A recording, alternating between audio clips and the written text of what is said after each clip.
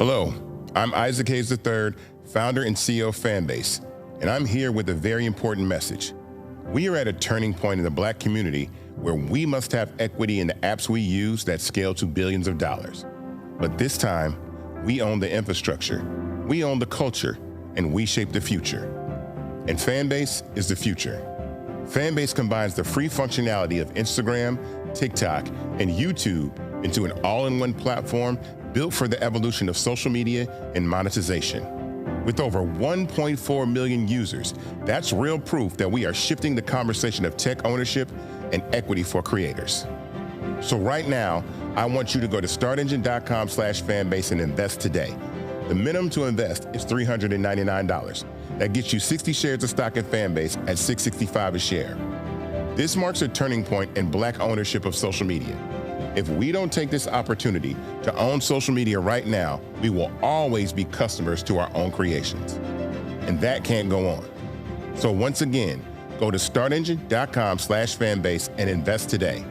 We must own the platforms where our voices live, our stories matter, and where our culture drives the world. Thank you. Folks, Black Star Network is here. Hold no punches! I'm real revolutionary right now. Black power. Support this man, Black media. He makes sure that our stories are told. Thank you for being the voice of Black America, Roland. Stay Black. I love y'all. All momentum we have now, we have to keep this going. The video looks phenomenal. See, this difference between Black Star Network and Black-owned media and something like CNN. You can't be Black-owned media and be scared. It's time to be smart. Bring your eyeballs home. You dig?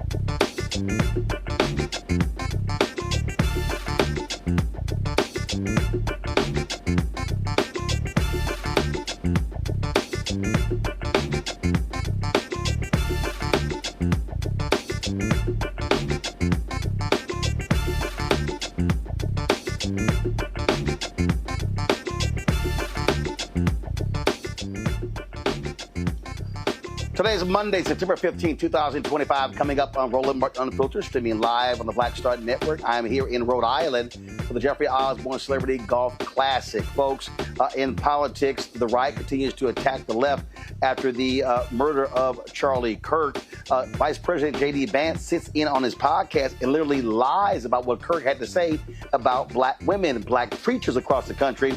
They also speak their truth about what they see in this climate. We'll talk to former Republican MAGA Congressman Joe Walsh, who is a longtime friend of Charlie Kirk, who has something to say about what the right is really trying to do right now in this country. Also, Republicans in Missouri gerrymander a map.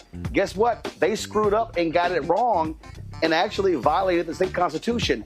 We'll talk to a state rep about that as well. Lots to unpack. It's time to bring the funk on Roland Martin Unfiltered, the Black Star Network. Let's go. He's got whatever the miss, he's on it. Whatever it is, he's got the scoop, the fact, the find. And when it breaks, he's right on time and it's rolling. Best believe he's knowing.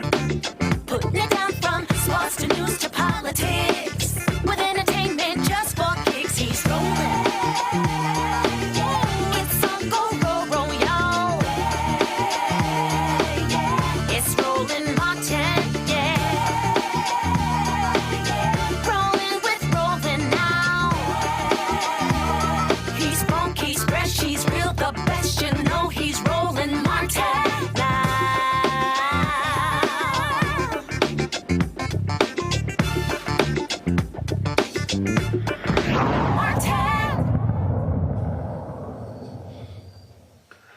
Folks, over the weekend, we have seen a whole lot of drama, lots of replaying or reimagining various things that Charlie Kirk said. Of course, he is the right-wing provocateur, co-founder of Turning Point USA, who was gunned down while speaking in Utah late last week.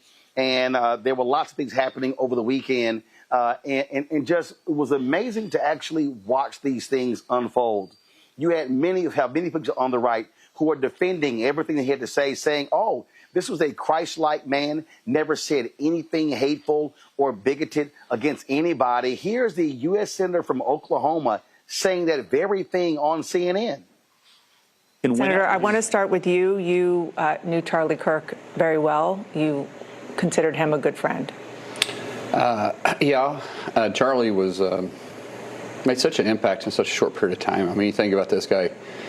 He entered somewhat of the limelight just short time ago, 12 years ago.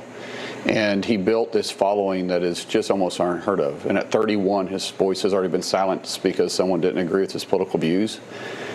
Unfortunately, there was a commentary on MSNBC that came out last night that said, hateful thoughts bring hateful words, turns into hateful actions. And I'm just saying, And he apologized. He did apologize, but what I'm saying, what I'm trying to make a point is Charlie didn't ever say anything hateful. He would debate with you, but he would debate with you on either historical constitutional facts or on his biblical beliefs, but he didn't belittle anybody. He provided an opportunity for those with opposing views to have an opportunity to have a voice. Okay, so Mark Wayne Mullin said he did not belittle anybody and didn't say any hateful things. Really? Utah Governor Spencer Cox, he said something similar. Listen to this. I'm not saying we have to just sing Kumbaya and hold hands. What I'm saying is we actually should disagree. I think Charlie represented that better than anyone. Charlie said some very inflammatory things, and in some corners of the web, that's all people have heard. But he also said some other things about forgiveness. He said some amazing things about when things get dark, putting down our phones, reading scripture, going to church, talking to our neighbors. He said that we have to engage, and that's what I appreciate most about Charlie Kirk. Said if we don't keep talking, that's when the violence starts. Look, there are conflict entrepreneurs out there who benefit from radicalizing us, and I'm not one of those. I don't know that that's particularly helpful, but he is right at this. We need to find out how this happened, and we need to stop it from happening. Wow. Really, it's a lot more we're going to play for you, including what Vice President J.D. Vance had to say today. But right now, I want to bring up Joe Walsh, former Republican congressman from Illinois, and he was someone who was very much a part of the MAGA wing of the GOP. He knew Charlie Kirk as well. Joe, glad to have you here. I saw a lot of your commentary over the weekend. And Joe, the revisionist history is stunning. You knew a lot of the stuff that he said. You've heard it. For Mullen, for Cox, and for so many others, to say Charlie Kirk never belittled anybody, Charlie Kirk didn't use hateful rhetoric, he didn't use any racist rhetoric. Joe, we literally have video. We literally have audio. And then I was reading a couple of Instagram accounts where they said, oh, you didn't hear the full stuff, and it was all taken out of context. Really? Hey, look, Roland, good to be with you. I knew Charlie well. Let's be clear, and I wish he were alive, right? Murder's horrible. Political violence is horrible. Charlie was a Christian nationalist. He was a white Christian nationalist. Of course he was divisive. Of course he was provocative. Look, I met him when he was 16. I was his political mentor way back then.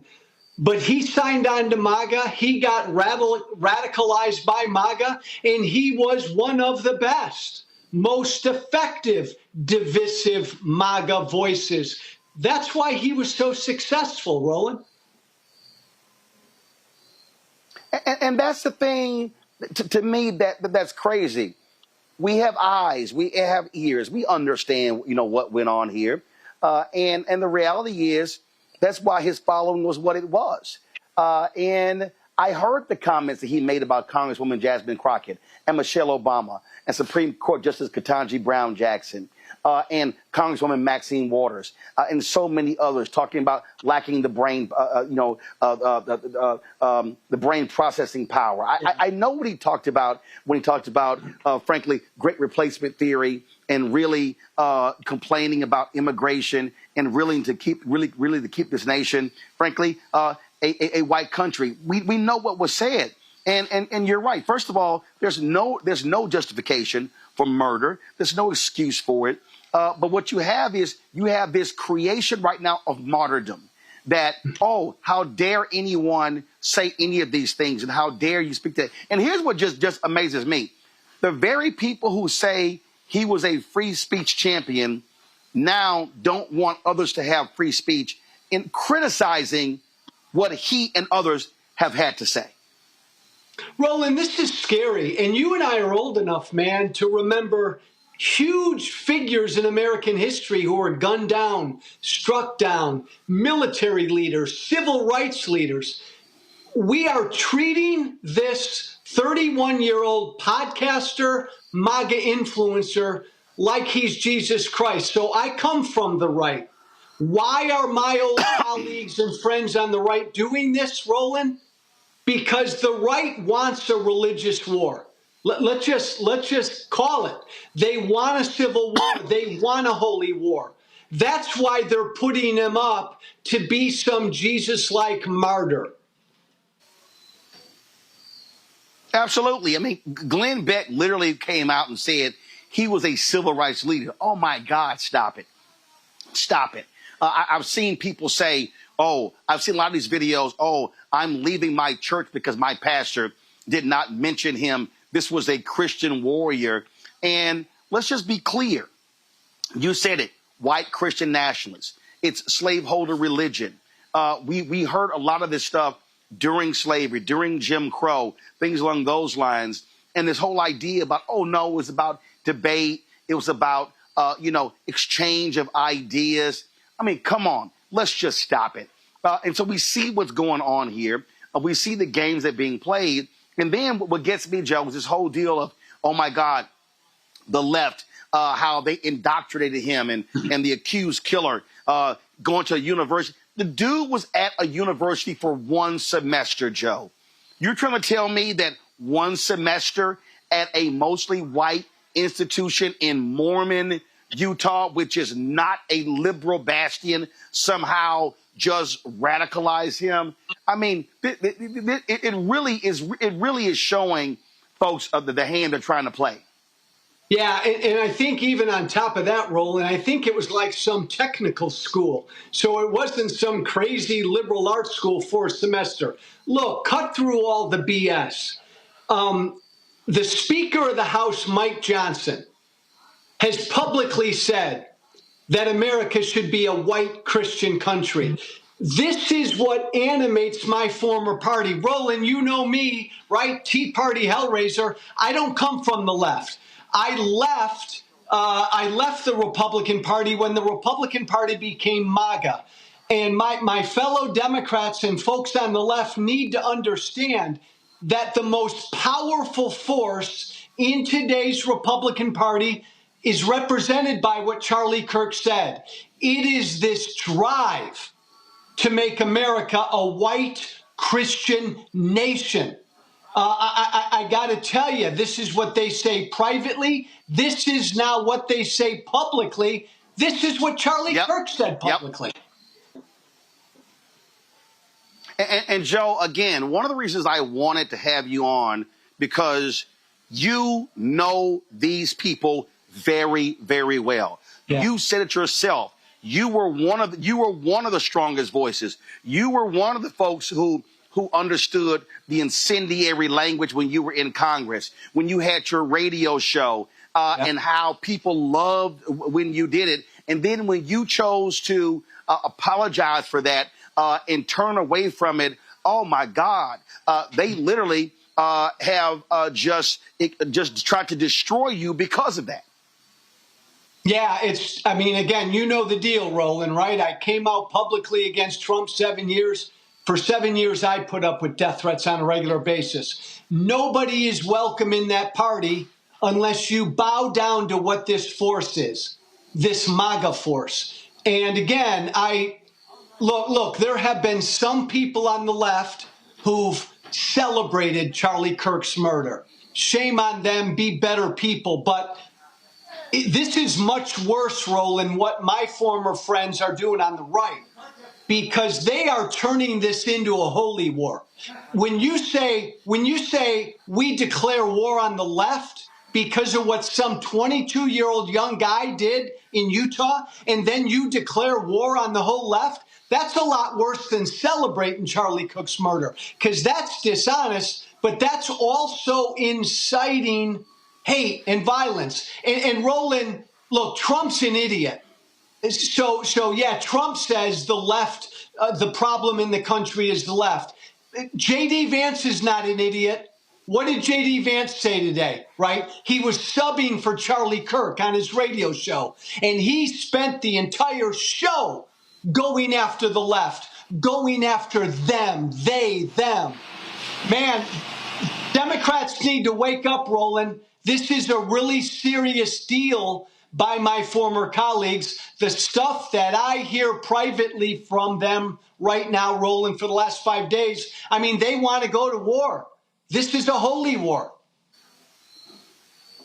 Oh, it absolutely is. And what really jumps out at me on this very thing here, Joe, and I've been saying this, I played the speech 2 weeks ago that mainstream media just ignored, of Missouri Senator Eric Schmidt, who gave a speech at NatCon, Peter Thiel's group, where he literally gave a white nationalist speech, where he said our ancestors fought for this country to be ours and no one else.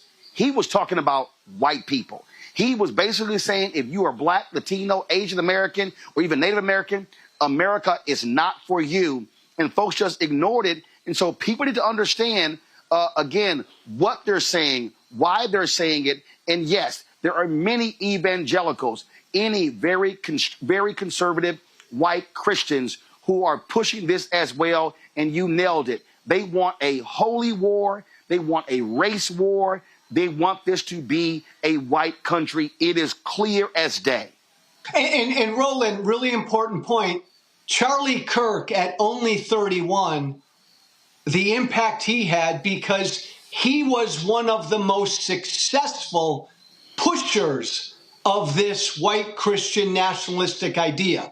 And so I think that's why all of his defenders are out there so strenuously denying he said anything divisive, because they know if you really go through Charlie Kirk's public record, everything he said about people of color and Black women and Muslims and gays and transgenders, if people took the time to go through all of that, and that was put out for average people to see, they'd be blown away by it. That's why his defenders are like supercharged right now. They don't want that record to be seen. Today, you mentioned, and I mentioned as well, Vice President J.D. Vance sitting in to do his show. And listen to this man just blatantly lie, Joe. Play it. I read a story in The Nation magazine about my dear friend Charlie Kirk. Now, The Nation isn't a fringe blog. It's a well-funded, well-respected magazine whose publishing history goes back to the American Civil War. George Soros's Open Society Foundation funds this magazine, as does the Ford Foundation and many other wealthy titans of the American progressive movement. The writer accuses Charlie of saying, and I quote, "Black women do not have brain processing power to be taken seriously." But if you go and watch the clip, the very clip she links to, you realize he never said anything like that. He never uttered those words. He made an argument against affirmative action as a policy. He criticized a specific Supreme Court justice as an individual. He never said anything about Black women as a group. He made an argument for judging people of all races and backgrounds by their own individual merits. Bullshit. Okay, Joe, this is actually what he said. No, Roland, that's utter bullshit. In fact, you know, if we would have said 3 weeks ago, Blake, if we would have said that Joy Reid and Michelle Obama and Sheila Jackson Lee and Ketanji Brown Jackson were affirmative action picks, we would have been called the racist. But now they're coming out and they're saying it for us. They're coming out and they're saying, I'm only here because of affirmative action. Yeah, we know. You do not have the brain processing power to otherwise be taken really seriously. You had to go steal a white person's slot to go be taken somewhat seriously. Play cut 52. But I rise today as a clear recipient of affirmative action, and particularly in higher education. I may have been admitted on affirmative action, both in terms of being a woman and a woman of color. All right, Joe. He literally said it. Not only that, Vance lied. Soros does not fund the nation. So he sat there and flat out lied. And Roland, remind me, what's J.D. Vance's job? He's the vice president, and yet he had time today to do a radio show for a former right-wing podcaster. I mean, look what they're not even, Roland, they're not even subtle about it, what this White House is doing. They believe, man, the path to victory is fear, hate, and division. And that's what they're putting out there. That was Charlie Kirk literally going after 4 accomplished black women by saying they didn't have the brain power to get where they got. This is what he believed. And this is what MAGA believes. And that, again, Roland, broken record, that's why Charlie Kirk was so damn successful, why he had such a big audience. Yeah, and not only that, you take Nick Fuentes, who's to the right of Charlie Kirk, the night of or the day after Kirk was shot and killed. Fuentes had 200,000 people watching him live. And so what you have this fervor. And so when I listen to Trump and Vance and all these people talk about, oh, how the left, they're indoctrinating. No, and you know this very well, the indoctrination. We've had people who formerly with Turning Point USA put out videos talking about how it was really this cult-like figure, this messianic figure that they sort of set Kirk up as, and how they want them to follow that. And so that's what's going on here. These people are not trying to have open dialogue. And not only that, Joe, you take Trump, okay? Trump was very clear in saying he was not going to call Governor Tim Walz after those 4 folks were shot in Minnesota. 2 were killed, including former Speaker of the House and her husband. Now today he's saying, oh, he never even heard of Melissa Hortman. And if the governor had asked him, he would have, of course, lowered the flags to have staff.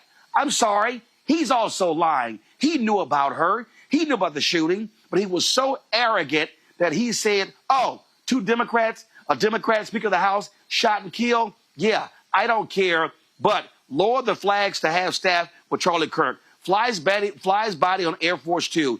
Do a memorial service at the Kennedy Center. Do another one at the Arizona Cardinal Stadium. Give him the Medal of Freedom. And I'm telling you, they're going to give him a state funeral. That's what you're seeing right now. And then you got Peter Hegseth going after members of the military who said anything negative in the aftermath of his death. You've got Kirk supporters creating a database of people of every social media post, and then even Vance said it in the podcast, you call their employer. So the so-called free speech people all of a sudden are saying, if you say anything negative about Charlie Kirk after what took place last week, we're going to come after you, come after your job. Oh, I thought they hated cancel culture, Joe. Yeah. Roland, I remember back in my right-wing radio days, I would come on every day, and there was always some story about some leftist group on a college campus that couldn't handle speech that made them uncomfortable. Now these people are on the right. Now this is MAGA. MAGA now are the snowflakes. MAGA, Roland, they now need their safe spaces. It's funny, but it's not funny. And you're right about J.D. Vance, man. He just flat out lied. I mean, the last 30-year history of political violence in this country, the vast majority of it is right-wing. It always has been. And they put out this lie that it's only on the left. It's not even, Roland, a both sides problem between the left and the right. There is political violence on the left, but the vast majority is on the right, and they know that, and they're lying because they're trying to inflame their base. And Roland, I hear from their base every day, and let me tell you something, they are inflamed. I mean, they are ready to march and grab their you-know-what. This is a scary time. It is, and folks need to understand what is certainly at stake. Joe Walsh, I appreciate you joining us on the show. Thank you very much for your insight. Thanks, man. Folks, going to a break. We come back. Black preachers respond from the pulpit. You're watching Roland Martin Unfiltered right here on the Black Star Network. Black Star Network, what's happening? It's your man, Kim. And look, my new single, Rock With Me, is on fire. We debuted as the #1 most added and greatest gainer at R&B radio. So look, I want you to go check it out at musicbykim.com. Listen to it, download it, tell me what you think about it. Also, make sure you sign up to be a part of my community so we can stay connected. At Music by Kim on all social media platforms. Thank you for rocking with me. And keep love on the one. 'Cause I want you to rock with me. We live in a strange world till the darkness falls forever. Baby, let's be the dawn. When it feels like it's taking me over, you're making me stronger, my sweet love. Now streaming on the Black Star Network. I have name recognition, but I tour more than any rapper. And it's a lot of overseas stuff. And it's like I'm going all over I've been to 80 countries in my lifetime. And sometimes I'll do interviews with people and they be like, so what you been doing? Like, what you been doing? You know what I'm saying? Like, I just came back from Belgium and Brazil and South Africa. What you been doing? Right.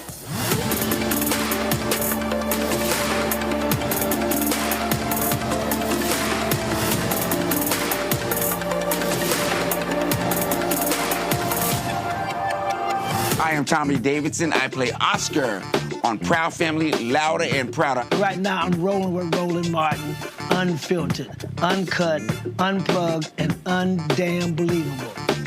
You hear me?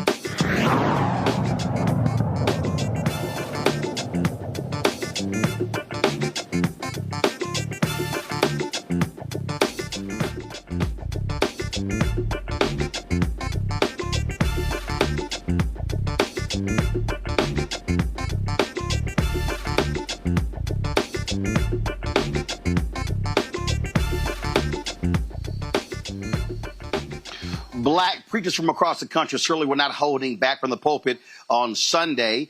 Here's a few of what some of them had to say. We're going to start with Pastor Jamal Bryant, New Birth Missionary Baptist Church in Atlanta.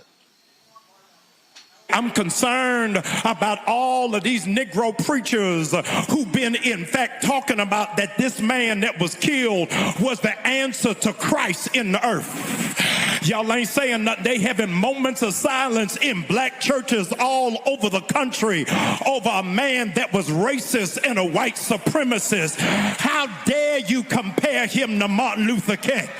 The only thing that Charlie Chris and Martin Luther King got in common is both of them was killed by a white man. After that, they got nothing else in common.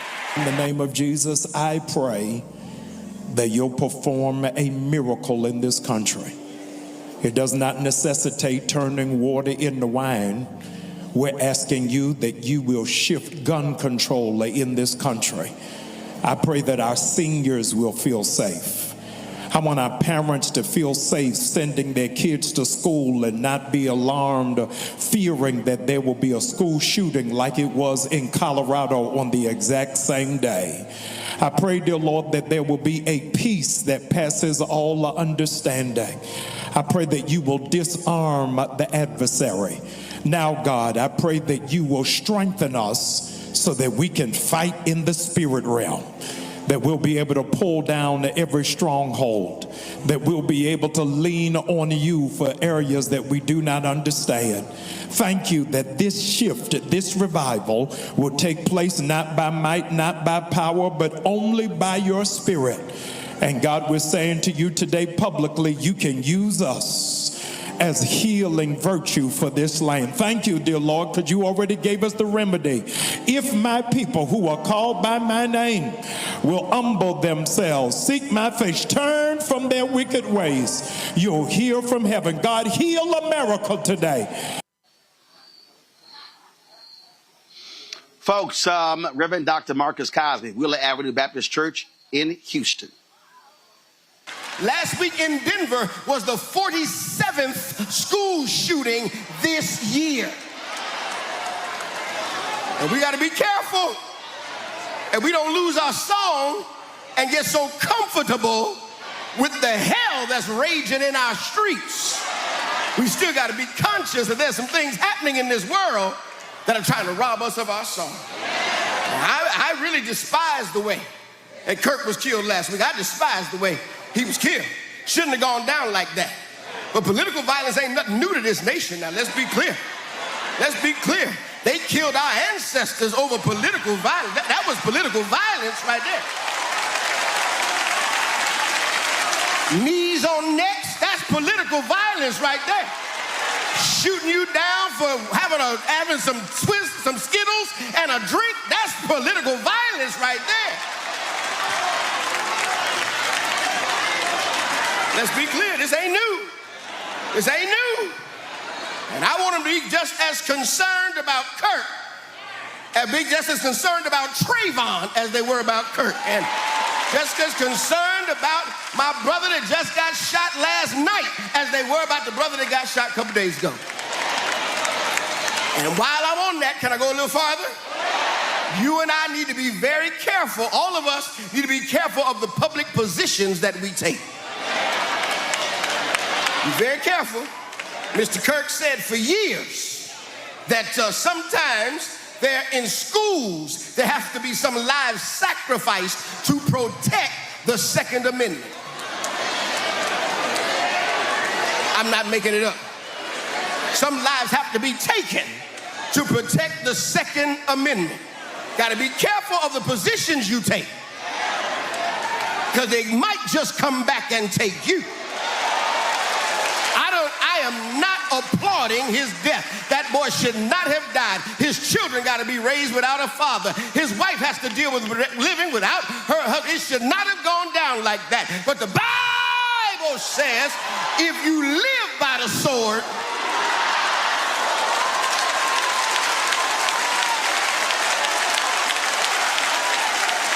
be careful of your public positions, because the Bible says you will reap what you sow.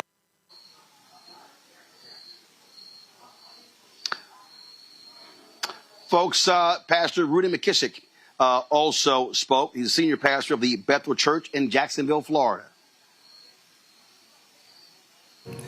The news of Charlie Kirk's murder has shaken this nation.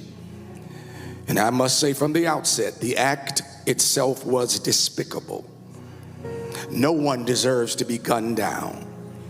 Violence is never the answer, and the one who pulled the trigger must be held accountable. We must also keep Charlie Kirk's wife and children lifted in our prayers, because no matter our disagreements with him, they are now living with a hole in their home and a grief in their hearts that only God can heal. But while we grieve, we must also be honest. You should be able to walk in sympathy over the loss of a life without having to sanitize the reality of that life. Kirk's rhetoric was often divisive, inflaming race, sowing fear, and fueling hostility. And now in the wake of his death, what do we see? Death threats against churches, threats against HBCUs. The Department of Education, on the day after this senseless murder, cut $350 million in grant monies to HBCUs. Threats against the very places that have always been sanctuaries for black advancement, black faith, and black freedom. If America cannot protect her classrooms and her sanctuaries, then what does that say about the soul of this nation? Even in our city, where a city council seeks to make an example of a young man potentially cutting short his future aspirations, all in an effort to further their own careers and kiss the ring of a governor. These are hate-filled times. However, this is not just about one shooting. This is about the climate we live in, the uncivil discourse that has been normalized. Our politics are poisoned. Our government is gridlocked, and our so-called leaders have refused to turn down the heat of hate in their language. When leaders speak with venom, the people listen with violence. When leaders play with fire, it is the vulnerable who get burned. And yet, in moments like this, the church must rise. Somebody ought to say amen just to that point. The church must rise. The church must rise. We cannot echo hate. We cannot mirror the vitriol. We must be the example of another way. We must govern our tongues with grace and govern our lives with love. And at the same time, we must still be about liberation. We cannot let threats silence us. We cannot let the climate marginalize us.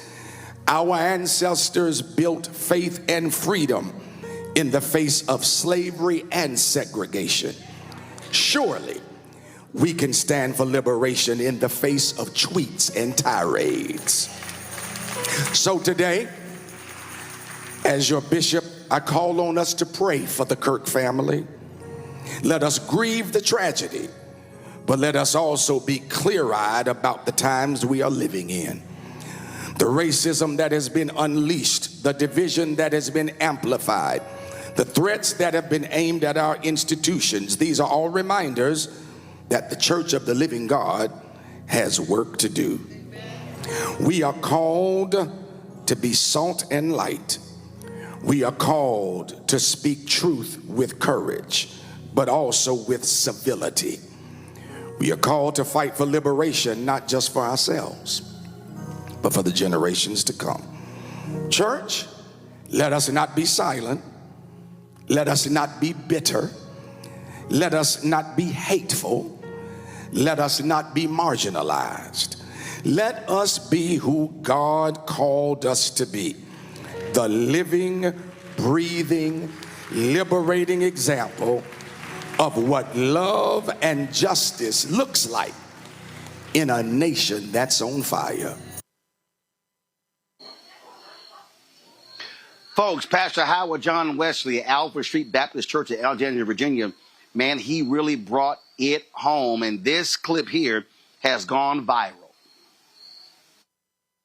I am overwhelmed daily with the lies and the false narrative of white supremacy that caters to white guilt and forces me to prove my black excellence every day of my life.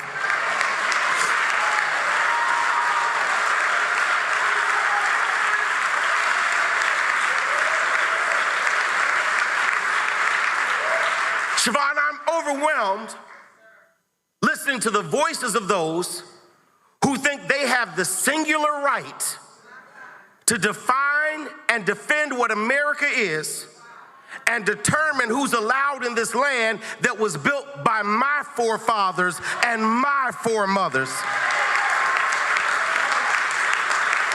I am overwhelmed with the gun violence and mass shootings and threats against our HBCUs that ain't had nothing to do with anything that went down this past week. I'm overwhelmed.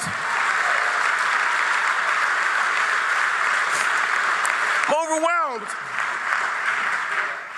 to see that this bill allocates $75 billion to the policing and the detention of undocumented persons while cutting Medicaid, Medicare, Social Security, food assistance programs, and 300,000 black women have lost their jobs under this administration. I am overwhelmed.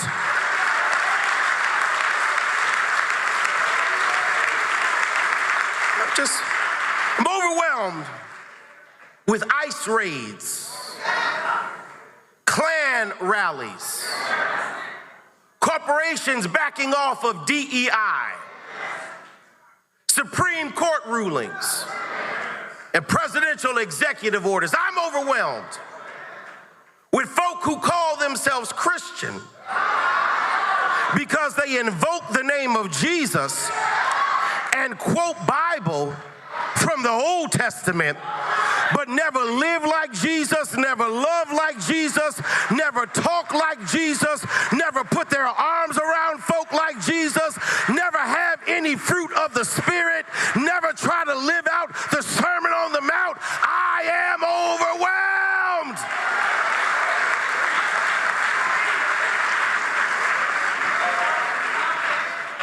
And I don't celebrate anyone's murder. Charlie Kirk did not deserve to be murdered. But I'm overwhelmed to see the nation's flag fly at half-staff for a man who was a proud racist and spent his entire life sowing seeds of division and hatred into this land.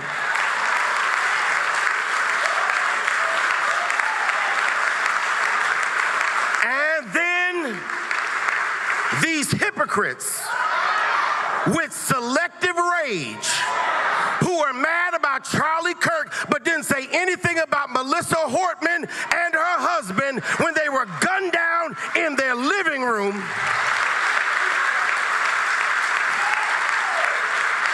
Tell me that I ought to have compassion for the death of a man who never showed compassion or respect for my life.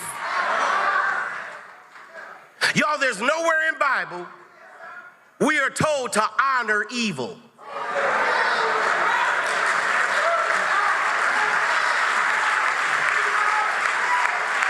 And I know I'm gonna get in trouble for this, but how you died does not redeem how you lived.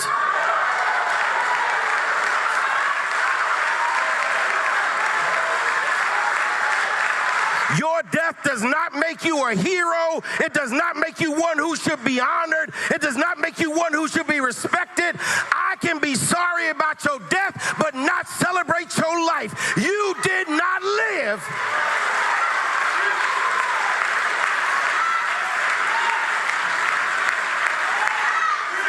And I'm overwhelmed. It's tiring being black in America. It's exhausting defending your existence everywhere you go. It's an assault on my identity to keep seeing this nonsense in our nation, and I am overwhelmed. Folks, let's go to our panel. We got a whole lot we need to unpack. I'm Congo Dibinga Senior, Professor Lecturer, International School of Service, American University out of D.C., Renita Shannon, former Georgia State Representative out of Georgia, out of Atlanta, A. Scott Bolton, who's an attorney out of Washington, D.C., former leader of National Bar Association, PAC as well. Glad to have all three of y'all here. Scott, I'll start with you. Hell, no question. Just where do you want to go? You got what Joe Walsh had to say. He said they want a race war. This is about white Christian nationalism. You heard the black preacher's response. We'll do this here after we do this here. We're gonna go to break. We're gonna play what Bishop William Barber had to say. Y'all get that ready. But Scott, go ahead, take it away. Well, as I listened to Joe Walsh, a former MAGA person, he got some redeeming to do himself. But when I listened to the preachers, and I'm thinking about the first hour of your show, I kept thinking about how do we protect ourselves? How do we protect ourselves, not just during this period of time, but how we succeed, not just survive MAGA or Trumpism. We can debate what happens after Trump, but this is a real movement that believes political violence is real, and they drive that negative narrative for all the reasons the preacher said, all the reasons that your guests have said. And so my fraternity brother said he's overwhelmed. We're all overwhelmed and stressed out about being black, but I really want to put some time and thought together collectively about where we go from here and how we succeed, how we survive now and how we succeed going forward. And that's going to take all of us to have that dialogue. Well, Renita, look, I wrote the book White Fear, but I have been talking about this in 2009. I said in 2009, this is about to be a minimum 50-year war. Everything was there. And too many folks in mainstream white media didn't want to hear it. I was on CNN, kept talking about it, and folks were just like, okay, whatever. And then, we're going to play a little bit later. You got white nationalist Megyn Kelly sitting here whining, complaining, trying to blame Obama, saying all this stuff started with Obama, which is BS. Well, no, I'm sorry. It didn't start with Obama, but it got a heighten with Obama. But she wants to blame it on Obama as opposed to the white folks who are angry that a black person was elected president. Absolutely. And this started long before 50 years ago. This started actually after the Civil War and black folks were freed. Listen, the trick of white supremacy is to have you feeling bad for white supremacists. I don't give a damn about Charlie Kirk. Because the reality is the values that Charlie Kirk espoused were values that had white folks sleeping every night good in this country with black folks enslaved. These are the same values that had white folks taking their children to watch lynchings on Sunday after church as a form of entertainment. These are the same values that had white folks using black babies as alligator bait. So nobody on the right is going to lecture me about how I should feel bad or what I should be feeling about a man who was a committed white supremacist. And Roland, you point out a very good point. The media is working overtime to sanitize and to soften his reputation and the things that he said and just chalk him up to some, character sort of person who just liked to debate and free speech person. And really all they are doing is just trying to flatten white supremacist logic, which is what he was espousing every day. So no, I don't give a damn about Charlie Kirk or his mama. Well, here's the whole deal, Ome Congo. No one wants to see someone murdered. No one wants to see it done in front of a bunch of folks being live streamed. No one wants a wife to be widowed and two children not to have a father. Now, if somebody wants to reflect on his life, that's their business. If somebody doesn't want to do that, that's their business as well. Everybody has the free will to do so. But for folks on the right to say, you can't say anything, you can't criticize what he said and what he did, we're going to go after jobs. They have literally established a database of Ome Congo on perusing social media and going through every social media platforms looking for critical comments about Charlie Kirk after he was shot and killed and saying they're going to hunt those folks down, call their jobs, get them kicked, get them fired, get them kicked out of school, have all sort of repercussions. J.D. Vance literally gave them permission to do it as well, but they claim they love free speech and they don't like cancel culture. Yeah, absolutely. Their philosophy is basically freedom of speech for thee, but not for me. And even adding to what you said just now, Stephen Miller talking about, he's like, I don't care what it takes, whether it's RICO, we're going to figure out something under Trump to take your money, take your liberty, take everything that you have, because we're going to shut you down. And one of the challenges I have, Roland, just like you just did with Joe, like how you instantly played Charlie Kirk's, actual words. The fact that these media outlets are, and kind of going off Renita's point as well, are just letting these guys get away with what they're saying. And not only are they being silent, not only are they not challenging them, but sometimes you could hear, even with Dana Bash in that instance, you could hear them say, or, just kind of agreeing with them. And that's part of the problem as well. They played Trump's thing from Fox and Friends when he was like, oh, I don't care about bringing people together. They played that for Spencer Cox. And he said, what do you think about that, Cox? Well, Trump's angry. Then they played Steve Bannon and what he said. Well, Steve Bannon's angry. So what? So you're just going to excuse that? The way that they're giving these guys a pass, the way that nobody's bringing up the fact that Spencer Cox made a racist statements about how he thought hoped it was somebody from another town or from another country, maybe a quote unquote illegal alien. The way that the media is giving them a pass, they are helping boost Charlie Kirk as well as give this MAGA movement a reason to continue the war that you and Walsh started with this night. And that's why what we're doing here is so important, because we have to correct the record, just like those pastors are correcting the record as well, because these guys, they do want war. They don't believe in free speech, and they never have, and they never will.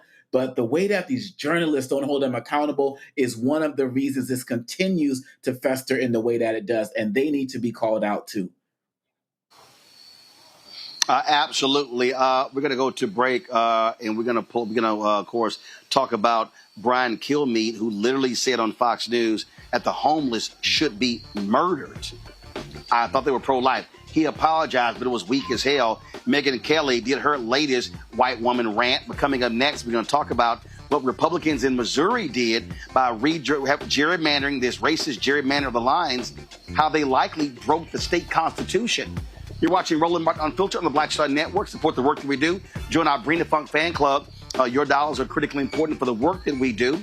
So please support us in our effort to raise $1 million by the end of the year. Use the Stripe QR code for Cash App. You see it right here. PayPal's R Martin Unfiltered. Venmo's RM Unfiltered. Zelle, Roland at RolandSMartin.com. Roland at RolandMartinUnfiltered.com. Of course, checks and money orders make it payable to Roland Martin Unfiltered. P.O. Box 57196, Washington, D.C. 2003 7-0196. Back in a moment. Dr. Greg Carr. And coming up on The Next Black Table, we're speaking with Dr. Lucius T. Outlaw Jr., master teacher and philosopher. He takes us on his journey to discover and celebrate Black philosophy. From my undergraduate years at Fisk all the way through my PhD, I was never in a philosophy class where I had a professor who was a person of African descent, nor assigned a text written by a person of African descent, ever. How he pushed back at those who said there was no such thing and got us all thinking about what it means to be Black. That's on The Next Black Table, exclusively on the Black Star Network. I'm Marissa Mitchell, a news anchor at Fox 5 DC. Hey, what's up? It's Tammy Roman, and you are watching Roland Martin Unfiltered.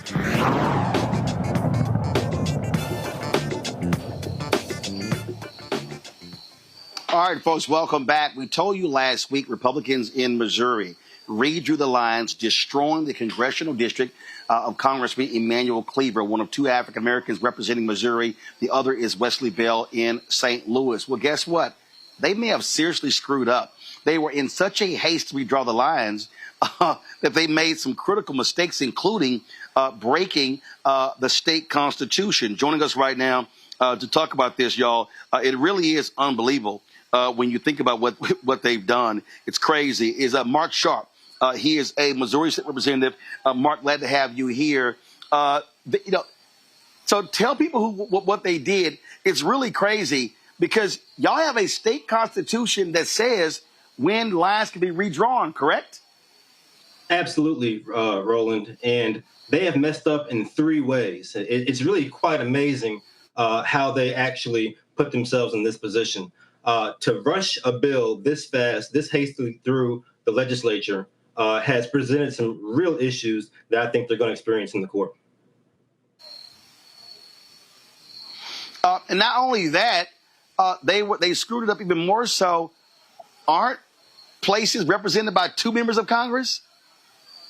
Yes. So there's the three ways they have royally screwed themselves on this issue. Roland, is the first one is they have put one of the KC precincts that is in North Kansas City, that would be between the 5th and 4th district. They've pushed this through so fast that KC precinct was drawn into 2 congressional districts in the 4th and the 5th. That is the biggest critical error, and to me, that means that should be game over once this gets to the courts. There's no way that a map should be, or a precinct should be in 2 congressional districts, obviously. So that should be the first reason that should kill the bill. This was put through so fast. I served as the ranking minority member on the special committee that heard House Bill 1, which was the congressional redistricting bill. It was just such a shameful act. No nonpartisan and partisan staff didn't have the demographic data that any respectable body would need to pass any congressional map or even smaller legislative map. The second reason that they've messed up is that the Missouri General Assembly approved a map back in 2022 after our last census. You know, the Missouri Constitution states very clearly maps are to be redrawn after the census. And that was 3 years ago. And we've had several elections, congressional elections, since then. So that's the worst part of it all. But the main thing is, also one of the main things is, it has the worst compactness percentage of all the congressional districts in Missouri. So they have taken the historic 5th congressional district that our Congressman Emanuel Cleaver has represented very strongly for the last two decades. They're taking that and trying to make it even less compact, taking it from Kansas City, stretching it out all the way east across Missouri, nearly to Jefferson City, where the state capital is. And they want to talk about how compact the district is when it's actually the least compact of all. Well, we've actually seen the Supreme Court at least rule on this. And so the issue of packing and cracking, again, the Supreme Court allows for political gerrymandering, but they have ruled previously against racial gerrymandering. Right. And again, this map that really is the President Trump-sponsored, Governor Kehoe-sponsored map uses those same lines that we've been using for decades in Kansas City that are separating communities like Troost Avenue and Holmes, for those that are familiar with the Kansas City area, and using 71 Highway as a divider for our communities in Kansas City. So it's one of the most obvious racial gerrymandering attempts that we've seen in a very, very long time. Even the map that we voted on back in 2022 didn't go this far. Well, keep up the fight there, and this is going to be a legal battle, and that's what it all boils down to. Representative Sharp, we appreciate it. Thanks a lot. Thank you. All right, folks, we have heard some crazy, nonsensical, unbelievable, shameful, despicable stuff come out of folks on Fox News. But what took place last week out of the mouth of Brian Kilmeade was unbelievable. And Ainsley Earnhardt, and Lawrence B. Jones sat there, said nothing when Brian Kilmeade said this about how we should treat homeless people in America. Put them in a mental institution, put them in a jail, and you guys figure it out. But people having to duck and dive on the trains and the buses, walking through the street, this is one case, but this is happening all across the country, and it's not a money issue. They have given billions of dollars to mental health and the homeless population. A lot of them don't want to take the programs. A lot of them don't want to get the help that is necessary. You can't give them a choice. Either you take the resources that we're going to give you, or you decide that you're going to be locked up in jail. That's the way it has to be now. Or involuntary lethal injection or something. Just kill them. Yeah, Brian, why did it have to get to this point? Right. I would say this. We're not voting for the right people. So you've probably already seen that clip as it's gone viral on multiple social media platforms. Some folks have asked about the context. All right, folks. Now, after a lot of criticism about this, Kill Meat yesterday gives this weak-ass apology. Empathy and compassion. In the morning, we were discussing the murder of Irina Zaruska in Charlotte, North Carolina, and how to stop these kinds of attacks by homeless, mentally ill assailants, including institutionalizing or jailing such people so they cannot attack again. Now, during that discussion, I wrongly said they should get lethal injections. I apologize for that extremely callous remark. I'm obviously aware that not all mentally ill homeless people act as the perpetrator did in North Carolina, and that so many homeless people deserve our empathy and compassion. Did y'all hear the end of that? Did y'all hear how he ended that? All right, play it again. Did we also include Lawrence B. Jones? So, hey, Brian, I'll see you tomorrow in the morning. Play it again. In the morning, we were discussing the murder of Irina Zaruska in Charlotte, North Carolina, and how to stop these kinds of attacks by homeless, mentally ill assailants, including institutionalizing or jailing such people so they cannot attack again. Now, during that discussion, I wrongly said they should get lethal injections. I apologize for that extremely callous remark. I'm obviously aware that not all mentally ill homeless people act as the perpetrator did in North Carolina, and that so many homeless people deserve our empathy and compassion. So he tossed back to Lawrence Jones, I'll see you tomorrow. Renita, that was just shameful. Should have been fired.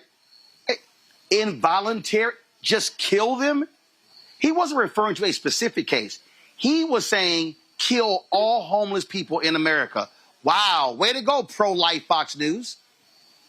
Well, not only that, and that's why I say I will not be lectured about how I felt about Charlie Kirk and my comments about Charlie Kirk by the right, because these people are the true people who are very much interested in violence is always the answer. We can always say that, violence is not the answer, but for them, it's always the answer. And he demonstrated that by saying that. Brian should be fired. There's a petition going around to get him fired. I hope that it succeeds, because think about what he's saying. He's basically saying that whether or not you should be allowed to live, it should be determined on what is a temporary status. People who are unsheltered become unsheltered. They haven't been unsheltered their entire life. So you're telling me that when they had shelter at some point in their life, they were worthy of being able to live. But the moment they become unsheltered, now they need the death penalty from the state. I mean, it's completely ridiculous. Not to mention that this country used to have better supports for people who needed mental health treatment, and also folks who are unsheltered, in the way of there were more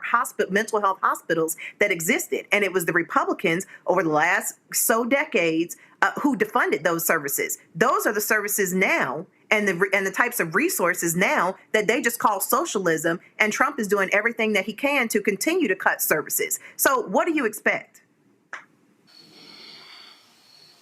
Congo? Well, kind of going off what I said in the last segment, his colleagues, they just sit there and they're like, yeah, no challenge, no pushback. This is what happens. And you go back to what Jesse Waters was saying last week. This is what happens when you give this so-called news network the ability for people to just run wild and say whatever they want to say. And there's very little repercussions in any way, shape, or form. Like you said, he just said, back to you, Lawrence. And he was like, all right, see you tomorrow. They're callous and they're hateful. And the language that comes from them, I mean, this is Hitler-esque language. I mean, he was talking about going after the undesirables. That's what homeless people are in many of their minds.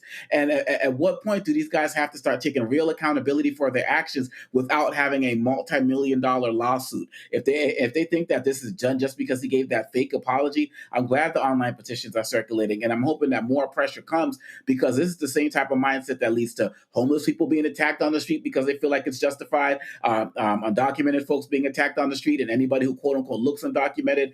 Fox is a propaganda network, and this is part of their propaganda machine. I'm glad Kilmeade got caught out on it. There's a lot he should have already been called out on, but I hope that there are greater consequences than just this apology, because this is unacceptable. Scott. This is outrageous and deserves even more analysis. First of all, we keep trying to make out like these are human beings or they have human thoughts. It is inhumane to say what Kilmeade said and what the rest of the Fox hosts said. They don't see people of color or poor people or homeless as human beings. Because if you saw them as human beings, you would never say, I should lock you up and incarcerate you because of your socioeconomic status. But they really believe that. And then when Brian Kilmeade says, kill them, lethal injection and kill them, my goodness, you want to kill another human being because they're homeless or they won't accept help? My God, what have we come to? Now, look at the apology, Roland. What you were really trying to get at, I think, was that he didn't apologize for saying to kill him by lethal injection. He apologized for lacking empathy or for saying that. He didn't say he didn't believe that to be the case. He still believes that. He just shouldn't have said it, and he should have been more empathetic and come up with something else to say. But in his heart of hearts, he still believes that. That's why he should lose his job. That's why he shouldn't be spouting off, because you know what? That crazy MAGA person who's mentally ill, who's watching Fox News, they're out there. They're going to go and start jumping on and killing homeless people or mandating that they be locked up because they're not religious, right, Christian conservatives who make $100,000 a year. That's really what's outrageous about that clip right there. Really outrageous. And nobody's correcting them. Nobody. Well, first of all, Fox News won't do anything. They allow heinous stuff all the time. That's what Suzanne Scott, she's the CEO, does. That's what Rupert Murdoch does, his son Lachlan, who run and own it as well. So they don't care. But I guarantee you, if somebody on CNN or MSNBC had said that, they would have segment after segment after segment degrading them, calling on leadership to do that. And that's what the right does. They do it all the time. Brian Kilmeade is shameful and despicable. And let me also add, so is airhead Ainsley Earnhardt and airhead Lawrence B. Jones, who sat there and who said nothing, who allowed that conversation to continue. They did not admonish him right there, but they love talking about life and pro-life. They don't care about folk in the womb. They don't care about folk when they don't care. They are anti-abortion people. They're not pro-life. For you to sit here and say, kill them, involuntary injections, that is murder. That is murder. And shame on Brian Kilmeade, and shame on Suzanne Scott, the CEO of Fox News, and shame on that entire network. But then again, when you pay $787.5 million for lying about the 2020 election because you wanted to kiss Trump's ass, this should be expected. I'm going to go to a short break. When we come back, we're going to show an absolutely racist, ignorant, and stupid comment by Megyn Kelly, which shows exactly the kind of person that she is. A shameful, despicable, racist white woman. You're watching Roland Martin Unfiltered on the Black Star Network. Now streaming on the Black Star Network. I have name recognition, but I tour more than any rapper. And it's a lot of overseas stuff. And it's like I'm going all over I've been to 80 countries in my lifetime. And sometimes I'll do interviews with people and they be like, so what you been doing? Like, what you been doing? You know what I'm saying? Like, I just came back from Belgium and Brazil and South Africa. What you been doing? Right.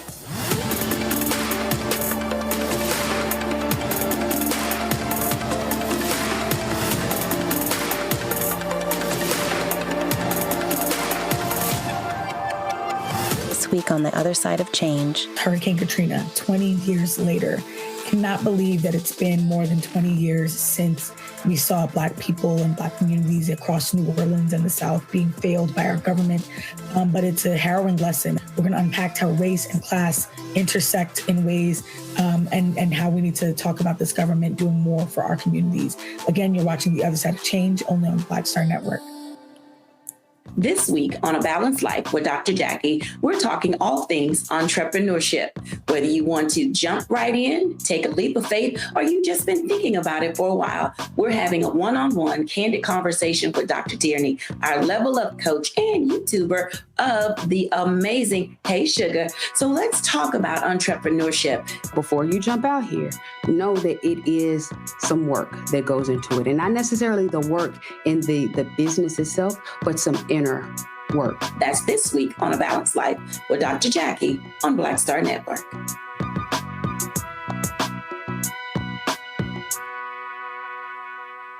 I'm Dr. Greg Card, and coming up on The Next Black Table, we're speaking with Dr. Lucius T. Outlaw Jr., master teacher and philosopher.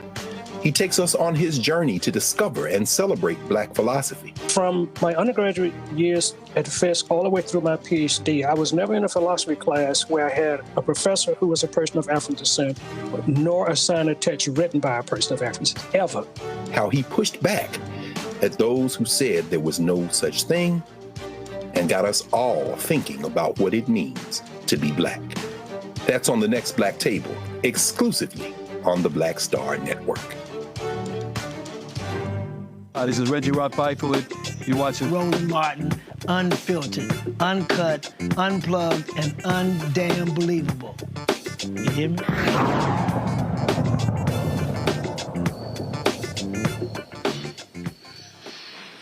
We all know that President Barack Obama, his mere presence, his skin color, drove a lot of people in this country crazy. My book, White Fear, is literally based on a poll that was taken when the question was asked around the inauguration, are you optimistic about the future of America for your children? Black people, Latinos, Asian American, majority says yes. White America was the only one, majority that did not say that. And what did we see? We saw the rise of the Tea Party. We saw the attacks. We saw Glenn Beck. Obama hates white people. You saw all of that. You saw the racial hatred rise. So over the weekend, I saw this clip of Megyn Kelly. You know, the one who said Santa was white and the one who had no issue with blackface around Halloween. This is literally what this trifling, despicable, shameful bigot had to say. We don't feel like ourselves. We haven't felt like ourselves in a while. And I'm sorry to get political, but I'm just going to be honest. We haven't felt like ourselves since Barack Obama. I just think he was such a slick snake. You know, he was this affable guy who was like wearing good suits and looked the part and sounded the part and dressed the part, but was so divisive in his messaging. The left, they look at you like when you say this, they don't know what you're talking about. It's like, because you don't pay attention to the other half of the country. You only pay attention to your absurd news sources, which spin and spin and spin to protect Democrats, especially if they're named Obama. He's the one who started to inject race where no one had been doing it. He's the one who started to use his pen and the phone to shove things down our throat that we didn't want. He's the one who shoved through an entitlement on our health care and our personal doctor visits that he promised he wouldn't mess with, and then he did, really hurting people, causing massive anger and open lies. He never missed an opportunity to twist the knife on the racial issue. He would do it subtly and in his own way, but it was very clear what he was doing. For the first time, we had a president who weighed in on legal cases before they'd played out. We never did that. That was a taboo that had never been crossed before him. And Donald Trump was the reason Barack Obama, reverse that. Barack Obama was the reason Donald Trump came about, that he was born as a political figure. They say Trump's divisive. He was the antidote. He was the answer to the divisiveness of Barack Obama. And we just haven't felt like ourselves for years now. Oh, we haven't felt like ourselves for years. Why couldn't we just continue having another white president. Why did we as America, why did we have to screw it up? Why did we mess it all up by electing this black man? It was his fault. It was Obama who brought divisiveness, who injected race. Really? Do you really want to talk about presidents injecting race, Megyn? Do we want to talk about Reagan making up, literally making up this welfare queen story? Do we want to talk about Reagan refusing to, well, not refusing, but refusing to sign a bill slamming the racist apartheid regime in South Africa and says, I will not sign it. And he got overwritten. Do we really want to talk about Reagan, the attack on affirmative action? Do we really want to talk about President George H.W. Bush and Willie Horton?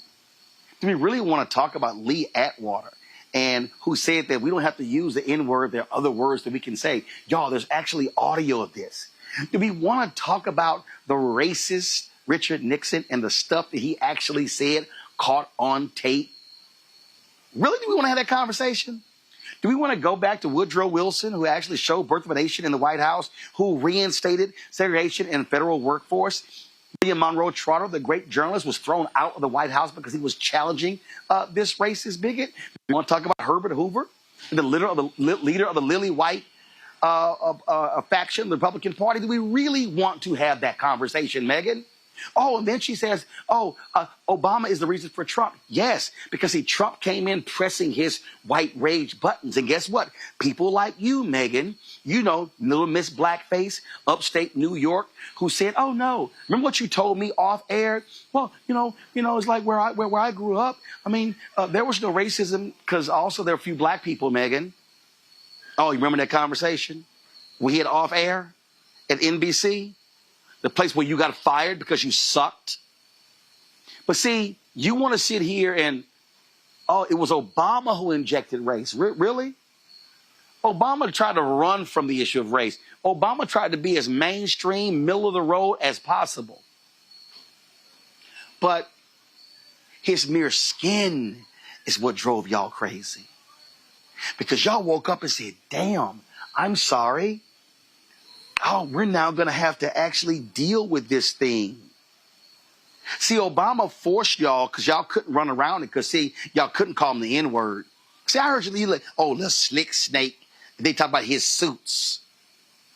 Really? Y'all still trip on the tan suit? Is that what we're doing? See, Megyn, we see what you're doing. See, I need everybody listening. I need everybody listening. Why is Megyn Kelly blowing up on digital? Because Megyn Kelly is using the same thing that Charlie Kirk did. She's appealing to white nationalists. She's using the language of whiteness. That's what she's doing. I see, but see, she learned it from the best. She learned it from Roger. She learned it from the guy, Roger Ailes, who built Fox News. Roger Ailes' blueprint was to press the issue of race. We all remember Bill O'Reilly attacking Ludacris, attacking Snoop Dogg. It was attacking the new Black Panthers. It was on and on and on. It was always them attacking race. So we see what Megyn is doing. Megyn has shown her white womanness since she got fired from NBC. Since she tried to pull the wool over folks' covers, try to make it seem like she was an objective journalist, that she wasn't really part of that crazy right-wing, white right cabal at Fox News. But no, Megyn, you show us exactly who you are. We know it. You attack Beyonce. You attack nearly all things black. That's what you do, Megyn. We see what you're doing. It's clear. But the thing that drives y'all crazy, y'all hate. So what is it? You hate where Obama went to college. You hate the law school part. You hate that Michelle went to law school. You hate that she's brilliant. You hate that the success. So that's what it is. See, y'all want your Negroes built a certain way. That's what y'all want, Megyn. And we know that. This ain't black folks' first rodeo. See, Obama tried to remove as much of that as possible. Try to be as palatable to white folks like you as possible. But see, for y'all still want to go back. See, you know you couldn't call him the N-word, but you tried to use every other thing. Oh, he imposed these things on us. Oh, wow. You mean like the Affordable Care Act, which has dramatically increased the number of Americans who now have health care? Really, Megan? Y'all trashed Michelle Obama for trying to for people to eat healthy. Now y'all praising RFK Jr., you know, Mr. I took heroin in college, I got a worm in my brain. Now y'all praising him, who's really stealing her program of eating healthier. So we see game. Game recognize game, Megan. And we see who you are. So you can sit here with your little blonde highlights, and you can get all these little white guys all excited who think you're the cutest thing in the world, and you're not. And you're really not. Flat and narrow. That's who you are. And so that's what you do. And so we know what you're doing. See, Megan, you just hate black brilliance. You just can't stand it. You can't stand that he got reelected. He sat there and beat straight-laced Mormon dude, Mitt Romney. Y'all can't handle that. And it drives y'all crazy. Governor Wes Moore drives y'all crazy. Governor Deval Patrick drives y'all crazy. I was talking to a black conservative over the weekend who told me point blank that y'all hate Congresswoman Jasmine Crockett because she's effective. Oh, yeah. I was told point blank, y'all hate Jasmine Crockett because she's effective. Y'all hate any black person who doesn't walk around with a stick up their ass, with no bass in their voice, who challenges y'all on your bigotry, on your whiteness. See, y'all didn't even like the fact that the man was a Christian. Y'all called him a Muslim. Yeah, we know what's his name, little Graham boy, the fake preacher. His daddy was a preacher, but he ain't no preacher. Yeah, we know that. And then we know Trump ain't no real Christian. That boy can't even hold the Bible right. But y'all just simply cannot stand black excellence. But y'all love them Stephen from Django Negroes like Jason Whitlock. Y'all love them. But what you can't stand, Megan, is that he won twice. He beat y'all. And you're right. We do have Trump because of Obama. Because y'all was so mad. Y'all was so mad at what happened. And here's what we also know, Megan, and it's a fact. In the history of America, black success has been always followed by white backlash. And Donald Trump, he is the white backlash. And what drives y'all crazy is black success. So, Megan, I'm going to tell you, I told Richard Spencer when I obliterated him on my TV One show, Megan, you better go work out. You better go pump some iron. You better go do some glute exercises. Because, Megan, we ain't going nowhere. We're not leaving. See, y'all can't do what the abolitionists and the plantation folk did to the folk in Virginia and North Carolina when they shipped them to Liberia. We ain't going nowhere, Megan. We're going to be right here. We're going to be right here on digital media. And when they try to get rid of us in mainstream, we're going to set some other stuff up, Megan. Our businesses are not going anywhere. Our politicians are not going anywhere. Megan, we know y'all trying to defund Black America. We know y'all trying to destroy Black institutions, destroy Black nonprofits. Y'all trying to destroy the will of our people. But like my girl Lorraine Toussaint told Carmen Ejogo and Selma, we are prepared for this, Megan. The ancestors run through our veins. They prepared us for this. Megan, you ain't no different than all the folk we saw after slavery, doing Reconstruction, during the 92 years of Jim Crow. Megan, you not new. You simply are the latest white woman who can't stand black excellence. Renita, you first. Listen, before I give my comments, I got to say this. Roland, you are crazy because I have never heard anybody say that a person could not even hold the Bible right. I wish you had a Bible so you could show us how to hold it wrong. But that was cracking me up. No, listen, Megyn Kelly is disgusting. And you know what? I specifically hate when white folks talk about how the country is so divided now and how there is so much division. Because what I hear is that you've never listened to the voices of black people or anybody who was not white. There is no universe that you are going to kidnap an entire race of people, bring them from one continent to the United States, and you don't think there's going to be division? There has been division the entire time that this country has existed.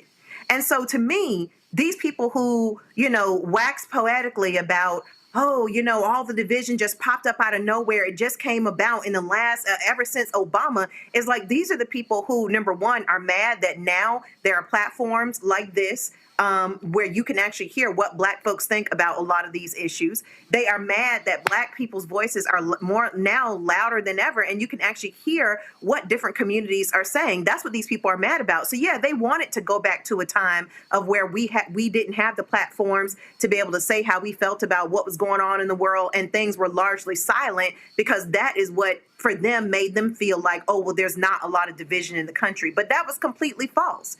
And so everything that you said about her is completely true, even down to the fact of how they are the ones who have used race in politics at an expert level and well before anybody else. Think back to George Wallace in the 60s. He ran an entire presidential campaign on segregationist policies.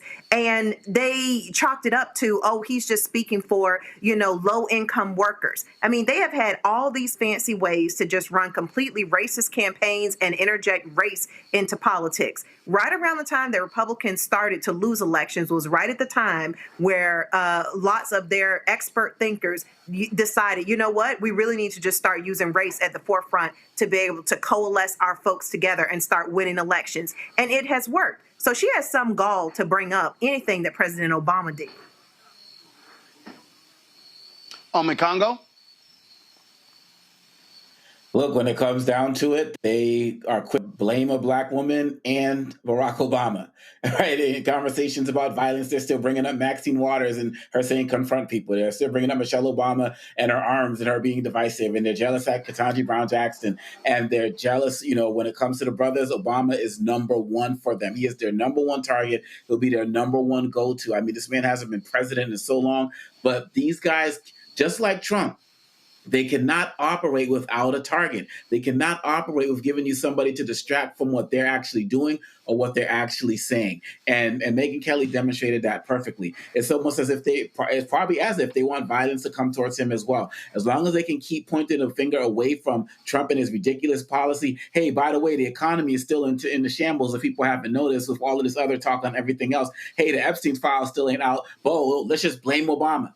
This is what they're going to do. This is what they're going to continue to keep doing. Look at what they're doing with Lisa Cook. Letitia James, they continually find black women and now Obama to continue to point the finger at, and it is not going to stop. And we got to continue to call it out and shut it down and expose them for who they are. This is racism playing out. There are other Democratic presidents that they can point to. They can point to Clinton. They can talk about other people, but to sit there and to call this man a snake on top of that, I mean, seriously? Like, we're not just going to sit here and act like this is not a real thing. You want to talk about we were fine till y'all came along because a black man dared to challenge after Reverend Jesse Jackson did, right? And Al Sharpton as well, to be the highest offices in the land, and y'all just can't stand that? Nah, we can't stand the ignorance. We can't stand the hate, and we're not going to tolerate it, Megyn. So just as you put it out there, we're going to put this out there in the algorithms as well to let y'all know that your hate and racism, it ain't flying this time around. Scott, take us home. Skin.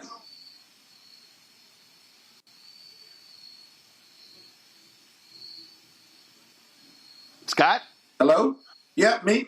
What is it about the melanin in my skin that drives white folks crazy? It makes no sense. It makes no from a dignity and a human condition.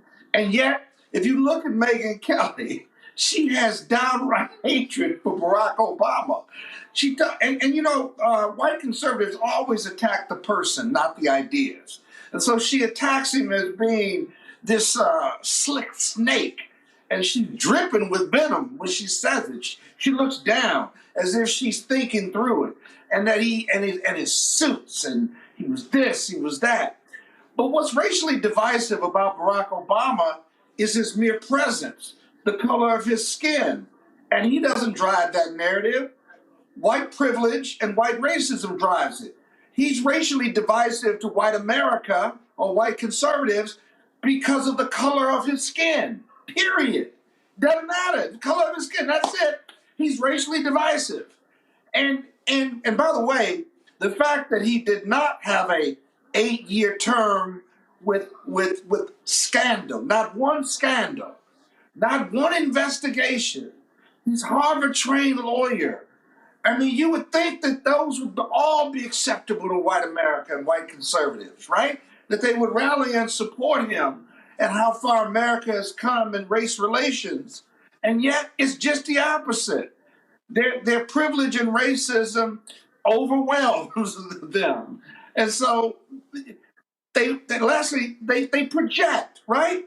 Barack Obama, in their mind, was racially divisive, but Donald Trump's the most racially divisive president we've ever had. If you look at his record, what he said and what he's done, minimally racially insensitive, maximum racial hatred and manifestation. If you read the white nationalist and Ku Klux Klan manifestos, his language mimics what's in the manifestos. And we tolerate it, the media tolerates it, white America tolerates it, because that in the end, I don't care how liberal you are as a white person or how conservative, this white nationalism piece, this gene is inside of you. And that's how it manifests itself. DEI, right? Did you see how the law firms and corporations ran from DEI after the executive order? They couldn't wait to get off the train. Oh, we don't have to do this anymore. He's there. Trump's their savior in this. It wasn't working anyway. It's only got the numbers haven't changed in 40 or 50 years, so they never want to do it anyway. And so these are our realities. And by the way, lastly, you can tell them the truth, but they won't accept it because they create their own narrative or truth. They do. So no matter, you can't give an intelligent answer to them because they won't accept it, because they accept lies and their own representations to live in the space that they're in so that they don't have to accept racial equality. Well, bottom line is, Megan, we don't give a damn what you think. We don't give a damn. So we don't care. You can be in your little feelings, and we don't care. We really don't. And I'm going to tell you right now, we've been here. We've been fighting you fools like you ever since, and we're going to keep fighting. Y'all can't break us down, because you know what, Megan? Not only did we build this, meaning this country, we're also built for this. Because y'all could not have endured what we have endured since 1619 and still be standing. Love you, Megan. Be well. Scott, Renita, Omekongo, I appreciate it. Thank you so very much. Folks, I'm here in Rhode Island, the Jeffrey Osborne Celebrity Golf Classic. Of course, the welcome part is going on as we speak, literally right there. We're going to have some great stuff for you. Man, wait till I show y'all. We finished playing golf today, little practice round, and Chris Tucker and Johnny Gill with his group together. And so they were doing a sound check, and then the band was playing My, My, My. And wait till I show y'all Chris Tucker and Johnny Gill singing My, My, My as a duet. Y'all, it's hilarious. So I'm going to have a lot of stuff for y'all tomorrow. We appreciate y'all watching the show. Thanks for all the support. I got to go to work. We got a live auction going on. So, folks, thank you very much. Support the work that we do here at Roland Martin Unfiltered and the Black Star Network. Support our Bring the Funk fan club. You can join right now. Use the Stripe QR code for Cash App. You see it right there on the screen, bottom left. PayPal's R Martin Unfiltered. Venmo's RM Unfiltered. Zelle. Roland at RolandSMartin.com. Roland at RolandMartinUnfiltered.com. Of course, checks and money order. Make them out to Roland Martin Unfiltered, P.O. Box 57196, Washington, D.C. 20037-0196. Of course, download the Black Star Network app. Apple phone, Android phone, Apple TV, Android TV, Roku, Amazon Fire TV, Xbox One, Samsung Smart TV. Be sure to get a copy of my book, White Fear, How the Browning of America is Making White Folks Lose Their Minds. Available bookstores nationwide. Be sure to, of course, support further getting our Roland Martin Unfiltered Black Star Network swag. You can get that by going to shopblackstarnetwork.com. Shopblackstarnetwork.com, including our shirt, Black-Owned Media Matters. And so get that shirt as well. And so we appreciate that. If you want to support our Black-owned businesses, please do so. Support them by going to our marketplace at shopblackstarnetwork.com. Give me a shot of the products in the studio, please. So we got these products that are right there on my D. You see all the backpacks, candles, skincare equipment, HBCU shirts, all sorts of products. Folks, you can get them. These are Black-owned companies. You can support them right there by going to shopblackstarnetwork.com, shopblackstarnetwork.com. Also, support the app Fanbase. Download that app. If you want to invest in Fanbase, simply go to startengine.com/Fanbase, startengine.com/Fanbase. Folks, that's it. I'll see y'all tomorrow right here. Roland Martin Unfiltered on the Black Star Network. Black-owned, unapologetic, and that's the way we roll. Holla!